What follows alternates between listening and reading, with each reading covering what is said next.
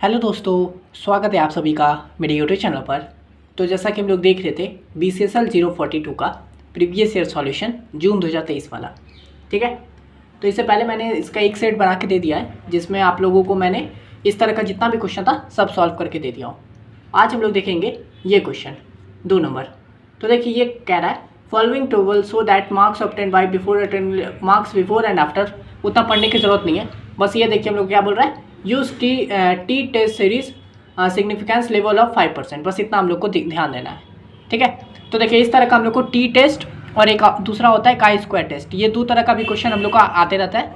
तो चलिए ये भी देख लेते हैं। ठीक है, तो यहाँ पे देखिए हम लोग को मार्क्स दिया हुआ है बिफोर का और आफ्टर का, यानी कि किसी तरह का कोई काम हुआ है। ठीक है, ई लर्निंग कोर्स अटेंड करने से पहले का मार्क्स है और उसके बाद का मार्क्स है। तो हम लोग को इसका टी टेस्ट फाइंड करना है। ठीक है, तो यहाँ देखिए हम लोग को बोल रहा है right H0 and H1 hypothesis और हम लोग को रिजल्ट निकालना है। तो पहले चलिए हम लोग सबसे पहले ये जो बिफोर और आफ्टर वाला है ये वाला को हम लोग MS एक्सेल पे लिख लेते हैं। ठीक है, तो यहाँ देखिए मैंने यहाँ पे बिफोर एंड आफ्टर करके वो जितना भी डेटा था यहाँ पे लिख लिया है। अब हम लोग को बोल रहा है इसका काई स्क्वायर निकालने के लिए। तो देखिए काई स्क्वायर निकालने के लिए मतलब टी टेस्ट निकालने के लिए, तो टी टेस्ट के लिए हम लोग सिंपल क्या करेंगे, डेटा वाले पे जाएंगे, फिर यहाँ पे डेटा एनालिसिस पे जाएंगे। ओके, और यहाँ पे हम लोग टी टेस्ट को देखेंगे। तो देखिए यहाँ पे टी टेस्ट वाला ऑप्शन दिख रहा है। यहाँ पे देखिए 4 तरह का है, 2-3 तरह का है। तो हम लोग सबसे पहला वाला लेंगे, t test pair two sample for means. ठीक है, तो ये होता है बेसिक, ये वाला उठाएंगे हम लोग, इस पर क्लिक कर देंगे। ठीक है, अब यहाँ पे देखिए हम लोगों को ये इसको सेलेक्ट करना है। तो यहाँ पे पहले अगर कुछ दिया हुआ है तो उसको हटा देते हैं ताकि मैं आप लोग को चूज़ करके दिखाऊँ सब कुछ। ओके, तो यहाँ देखिए सबसे पहले हम लोग वेरिएबल 1 वाले रेंज में ये वाला चुनेंगे, बिफोर वाला। ठीक है, ऐसे सेलेक्ट कर लिए। रेंज 2 में हम लोग ये आफ्टर वाला चूज़ करेंगे। ओके, उसके बाद देखिए हाइपोथेसिस मीन में कुछ नहीं होगा यहाँ पे। तो हम लोग पहले जो H0 है ना, हम लोग जैसे हम लोग जानते हैं कि H0 में हम लोग क्या लेते हैं कि भाई कोई चेंजेस नहीं हुआ। तो हाइपोथेसिस में हम लोग रखेंगे कि भाई कोई चेंजेस नहीं हुआ, यानी कि वो ई कोर्स लेने से पहले और बाद कोई चेंजेस नहीं हुआ। तो इसलिए हम लोग हाइपोथेसिस को 0 रखेंगे।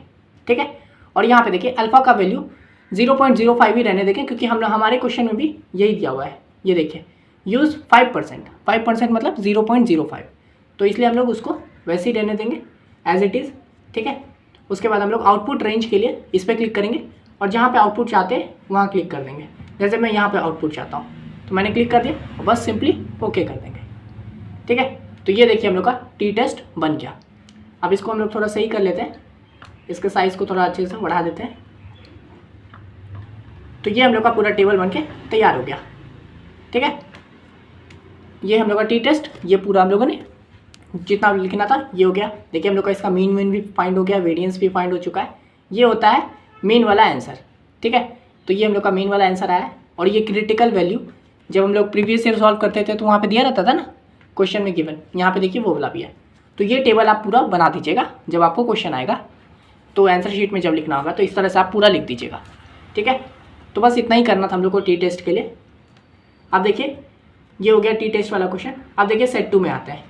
तो यहाँ देखिए सेट 2 में हम लोग को ये पहला नंबर जो क्वेश्चन है ये देखिए use chi square test to verify. ठीक है, तो मैंने बोला था कि काई स्क्वायर वाला भी क्वेश्चन आता है। तो यहाँ देखिए हम लोग को ये एक टेबल दिया हुआ है जिसमें data collected under study conducted determine whether higher education leads to benefit. तो यहाँ पे हम लोग को दिया हुआ है वर्किंग एज मैनेजर और नॉट वर्किंग एज मैनेजर। ठीक है, नो, इस तरह का हम लोग को ये टेबल दिया हुआ है।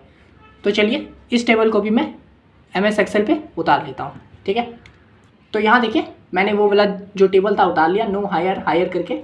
ठीक है, तो इस तरह से मैंने पूरा मैं नहीं लिखा हूँ, बस वो वैल्यू दे दिया हूँ 100, 700 और ये टोटल है।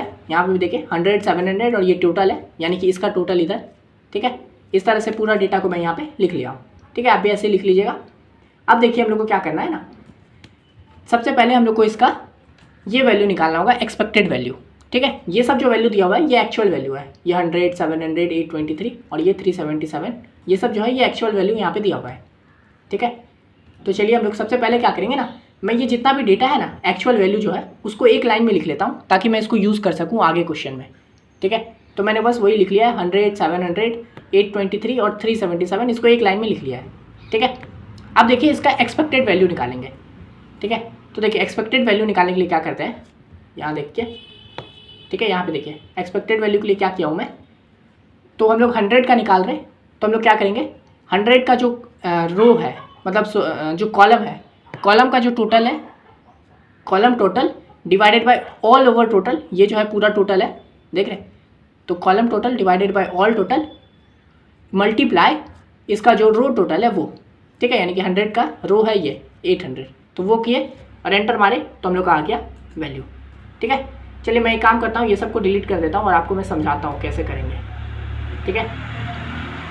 तो यहाँ देखिए अब हम लोग को क्या 700 का कर रहे हैं ना, तो 700 के लिए क्या करेंगे, वही इक्वल टू का साइन देंगे, उसके बाद क्या करेंगे इक्वल टू इसका कॉलम टोटल है ना डिवाइडेड बाय पूरा का टोटल मल्टीप्लाई इसका रो का टोटल, यानी कि ये 800, एंटर मारे आ गया, ठीक है। सेम विथ इसका करेंगे 823 के लिए, तो इसका क्या होगा कॉलम का total divided by all over total multiply क्या 823 का निकाल रहे हैं तो इसका रो का टोटल यानी 1200, एंटर किए, फिर इक्वल टू का साइन दिए, उसके बाद फिर से 377 का निकाल रहे हैं, यानी कि इसका कॉलम का टोटल डिवाइडेड बाय पूरा टोटल मल्टीप्लाई इसका 377 यानी कि रो का 1200 का टोटल, ठीक है। इसको एंटर किए तो ये देखिए हम लोग का पूरा एक्सपेक्टेड वैल्यू आ गया है। इसको भी हटा देते हैं, ये चीज़ को भी हटा देता हूँ, तो ये मैंने एक्सपेक्टेड वैल्यू निकाल लिया है। अब हम लोग यहाँ से काई स्क्वायर का वैल्यू निकालेंगे, ठीक है। तो यहाँ पे सिंपल कहीं पे भी लिखिए, तो मैं इसका काई स्क्वायर का निकालता हूँ, तो लिख दिए इक्वल टू का दिए CHI, यहाँ देखिए मैंने काई स्क्वायर किया, देखिए काई स्क्वायर टेस्ट निकालना था मेरे को, तो यहाँ पे देखिए CHI ये जो है SQ टेस्ट, इस पर क्लिक कर देंगे, ठीक है। इस पर डबल क्लिक किए, आप देखिए एक्चुअल रेंज हम लोग को बोल रहा है, तो एक्चुअल रेंज को ऐसे सेलेक्ट कर लेंगे, इसलिए मैंने इसको ऐसे लिखा था, समझे, और फिर एक्सपेक्टेड रेंज को भी ऐसे सेलेक्ट कर लेंगे, ठीक है। बस बंद किए और एंटर मारे, आ गया हम लोग का ये काई स्क्वायर का वैल्यू, ठीक है। उसी तरह से अगर बस यही निकालना था, काई टेबल आपको निकालना है तो निकालिए, अदरवाइज मत निकालिए, ठीक है। तो यही हम लोग को करना था बस। तो चलिए मैं ये भी आपको बता देता हूँ कैसे निकालेंगे काई टेबल का। तो सिंपल देखिए, काई टेबल मतलब वो जो क्रिटिकल वैल्यू है ना, जैसे हम लोग का क्वेश्चन में दिया रहता था कि जो टेबल से उठा के जो वैल्यू यूज़ करना है वही है वो काई टेबल वाला, तो इसको आप क्रिटिकल वैल्यू भी बोल सकते हैं। तो इसके लिए आप लिखोगे सिंपल CHI, और यहाँ देखिए हम लोग का इसको निकालने के लिए ये जो SQ.INV है इसको सेलेक्ट करेंगे, ठीक है। इसको डबल क्लिक किए, अब यहाँ पे देखिए प्रोबेबिलिटी पूछ रहा है, तो हम लोग का जो नॉर्मल होता है, जो हमेशा यूज़ होता है, वो होता है प्रोबेबिलिटी 0.05 का, यानी 5% पे। और देखिए उसके बाद है डिफरेंस टेबल, ठीक है, डिग्री ऑफ फ्रीडम। तो डिग्री ऑफ फ्रीडम आप लोग को पता है कैसे होता है, रो -1 इंटू कॉलम -1, ठीक है। तो हम लोग को यहाँ पे रो कितना है, तो देखिए रो 2 है, ये तो टोटल वैल्यू है ना, यानी कि रो 2 है और कॉलम 2 है, तो 2 - 1 इंटू 2 - 1 यानी कि 1 इंटू 1 तो 1, तो इसलिए यहाँ पे हो जाएगा 1, और बस इसको कर देंगे काई स्क्वायर का, तो ये आ गया हम लोग का काई टेबल यानी कि क्रिटिकल वैल्यू। तो बस यही निकालना था, ये हो गया हम लोग का फाइनल आंसर, बस यही करना का। अब इसको कॉपी में कैसे लिखोगे, ऐसे लिखोगे, टेबल बनाए, एक्चुअल वैल्यू बनाए, एक्सपेक्टेड वैल्यू को कैसे फाइंड किए, तो ये फॉर्मूला लगा के फाइंड किए थे, तो ये लिख देंगे आप, है ना, बस आंसर आ गया आपका। इस तरह से आपको पूरा करना है। तो ये हो गया हम लोग का काई स्क्वायर वाला क्वेश्चन, बस इतना ही करना था हम लोग को काई स्क्वायर में, ओके। अब देखिए सेट तो हो गया, ये टी टेस्ट आएगा या फिर काई स्क्वायर आएगा, दोनों आएगा, आप लोग बना लोगे अब, है ना। उसके बाद आता है सेट 3 में भी हम लोग देख लेते हैं। ये देखिए यहाँ पे कैसा क्वेश्चन है, ये वाला तो पहला वाला क्वेश्चन तो हम लोग कर चुके हैं पहले, ठीक है। अब यहाँ पे देखिए हम लोग को बोल रहा है बार चार्ट बनाने के लिए और मूविंग एवरेज बनाने के लिए लेंथ ऑफ 4 में, ठीक है। तो चलिए इसको भी बनाते हैं। तो पहले ये जो वैल्यू दिया हुआ है इसको मैं स्प्रेडशीट पे लिख लेता हूँ। तो यहाँ देखिए मैंने वो पूरा डेटा जो था यहाँ पे लिख लिया है, आप लोग भी लिख लीजिएगा। उसके बाद देखिए हम लोग को क्या बोल रहा है इसमें, बार चार्ट बनाने के लिए, ठीक है। तो बार चार्ट बनाने के लिए क्या करेंगे, पहले इस पूरे वैल्यू को जनवरी फरवरी के साथ बोथ को उठाएंगे और यहाँ पे देखिए इंसर्ट वाले पे जाएंगे और यहाँ देखिए आपको चार्ट वाला ऑप्शन दिखेगा, ठीक है। तो यहाँ पे देखिए आप, ये है कॉलम चार्ट, ये देखिए ये है इंसर्ट बार चार्ट, ठीक है। तो बस सिंपली इस पर क्लिक करेंगे और यहाँ पे ऑप्शन आएगा, कोई भी ले लीजिए आप, जैसे मान लीजिए आप नॉर्मली लीजिए, कोई भी, ज़्यादा ये करने का जरूरत नहीं है, ये ले लिए, ठीक है। बन गया बार चार्ट, यही है। अब यहाँ से आप सेलेक्ट कर लीजिए कुछ अच्छा सा, जैसे ये, ठीक है। तो ये हम लोगों ने बार चार्ट बना लिया, बस इतना करना था और कुछ नहीं है, ठीक है। तो आप इसको भी अगर टाइम है तो कॉपी में अपना इस चार्ट को बना दीजिएगा। परफेक्ट मत चल जाइएगा पूरा पेन पेंसिल लेके एकदम डिज़ाइन बना के लाइन खींच के, वैसा नहीं, सिंपल पेन से भी लाइन खींच के आप ऐसे कर सकते हो, ठीक है। तो ये हो गया हम लोग का बार चार्ट। उसके बाद देखिए बोल रहा है मूविंग एवरेज निकालने के लिए, तो ये मूविंग एवरेज वाला भी क्वेश्चन बहुत बार आता है, तो चलिए इसको भी देख लेते हैं। और ये भी बहुत सिंपल है। तो देखो मूविंग एवरेज फाइंड करने के लिए सिंपल, यहाँ पे मैं लिख देता हूँ मूविंग एवरेज, ठीक है, मैं पूरा नहीं लिख रहा हूँ, ठीक है। अब यहाँ पे मूविंग एवरेज निकालना है। तो देखिए इसको निकालने के लिए हम लोग सिंपली जाएंगे डेटा वाले पे, यहाँ पे वही डेटा एनालिसिस पे जाएंगे और यहाँ से हम लोग मूविंग एवरेज देखेंगे। तो यहाँ पे देखिए मूविंग एवरेज वाला यहाँ है, इस पर डबल क्लिक करेंगे। अब यहाँ पे देखिए इनपुट रेंज हम लोग को चुनना है। तो पहले तो खैर यहाँ पे कुछ नहीं होगा, तो आप लोग क्या कीजिएगा, इनपुट रेंज में ये जो पूरा वैल्यू है आपका दिया हुआ है, इसको पूरा सेलेक्ट कर लीजिएगा यहाँ से लेके अंत तक, ठीक है। ये हो गया। उसके बाद देखिए इंटरवल हम लोग को कितना निकालना है, तो 4 साल का बोले, 5 साल का बोले, 3 साल का बोले, जितना का भी बोले, बस वहाँ पे आप ये दे दीजिएगा। जैसे अभी हम लोग को बोल रहा है 4 साल का, तो मैंने 4 दे दिया, ठीक है। अब देखिए आउटपुट रेंज के लिए हम लोग क्या करेंगे, आउटपुट रेंज के लिए ये वाला जहाँ पे भी निकालना है, तो मुझे यहाँ पर निकालना है, तो मैं इस पूरे को सेलेक्ट कर लूँगा, ठीक है। तो ये हो गया। और बस सिंपली अगर आपको चार्ट आउटपुट भी चाहिए तो वो भी कर दीजिएगा, पर यहाँ पर हम लोग को बोला नहीं है, ठीक है। तो इसको रहने देते हैं और सिंपल यहाँ पे ओके क्लिक कर देंगे, ठीक है। तो बस जैसे ही क्लिक किए, ये देखिए हम लोग का मूविंग एवरेज बन गया, ठीक है। तो इसी तरह से मूविंग एवरेज निकलता है और ये हो गया हम लोग का फाइनल आंसर। अब आप इसको आराम से कॉपी में लिख लीजिए, मतलब कॉपी में आंसर शीट में लिख दीजिएगा। नील का मतलब मूविंग एवरेज अब अगर नहीं आता, आप लोग नहीं पढ़े हैं, वैसे अगर आप थ्योरी वाला पढ़े होंगे तो आपको आता होगा ये मूविंग एवरेज। तो यही चीज़ है, बस इतना कर दिए, एक क्लिक में बन गया, ठीक है। तो बस हम लोग को यही करने बोलता है क्वेश्चन में। 20 मार्क्स, 40 मार्क्स, 50 मार्क्स ऐसे ही लिया होगे मार्क्स, ठीक है।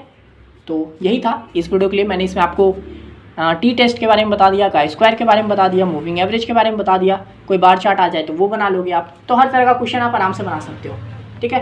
का स्क्वायर में भी इस तरह से हो सकता है, यहाँ पे 2 वैल्यू की जगह 3 वैल्यू दे दे, 4 वैल्यू दे दे, तो आपको उसी हिसाब से दिमाग लगाना है, ठीक है। ज़्यादा कुछ चेंजेस नहीं होते हैं। वैसे ये सेम क्वेश्चन जो प्रीवियस एग्जाम हुआ था सेम वैल्यू के साथ आया था, बस यहाँ पे नाम बदल गया था, हायर एजुकेशन की जगह कुछ और था, ठीक है।